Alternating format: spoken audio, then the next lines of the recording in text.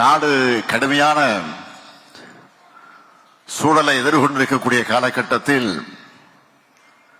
கொள்கை உணர்வோடு நாமெல்லாம் இந்த மேடையில கூடியிருக்கிறோம். ஆகவே திராவிட பொதுவுடைமை முகாமாகத்தான் நான் இந்த மேடையை நான் கருதுகிறேன். நம்முடைய தோழமை இயக்கங்களை சேர்ந்தவர்களும் இந்த மேடையில் இருக்காங்க. நம்மோட இந்த ஒற்றுமைதான் பலருடைய கண்ணை உறுத்தி கொண்டிருக்கிறது. என்னடா எத்தனை சதி செஞ்சாலும்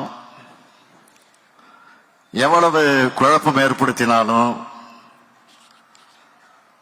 எப்படிப்பட்ட போலி செய்திகள் எல்லாம் பரப்பினாலும் இவங்கெல்லாம் ஒற்றுமையா இருக்கிறாங்கன்னு வாயில வயிற்றுல அடிச்சுக்கிறது கூட புலம்பிக்கிட்டு இருக்கிறாங்க. அதுலயும் எதிர்கட்சி தலைவராக இருக்கக்கூடிய திரு பழனிசாமி அவர்களுக்கு கம்யூனிஸ்டுகள் மேல திடீர்னு பாசம், குபீர் பாசம் பொத்துக்கிட்டு வந்திருக்கு. அடிமைத்தனத்தை பற்றி பழனிசாமி பேசலாமா?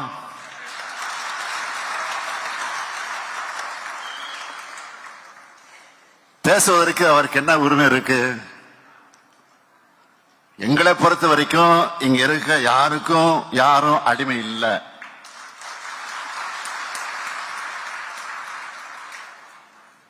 அடிமைத்தனத்திற்கு எதிராக கிளர்ந்தெழுந்த இயக்கம்தான் இங்க இருக்கக்கூடிய இயக்கங்கள்.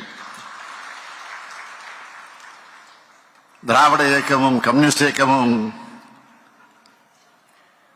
அதை பற்றி கொள்கைகளை பற்றி தெரியாத பழனிசாமி அவர்கள் விரக்தியில வாய்க்கு வந்ததெல்லாம் பேசுறாரு. அவருக்கு தெரிஞ்சது அவ்வளவுதான். அதுக்காக நம்மோட கூட்டணி தலைவர்களை மோசமா, மிக மிக மோசமா கொச்சைப்படுத்துறாங்க.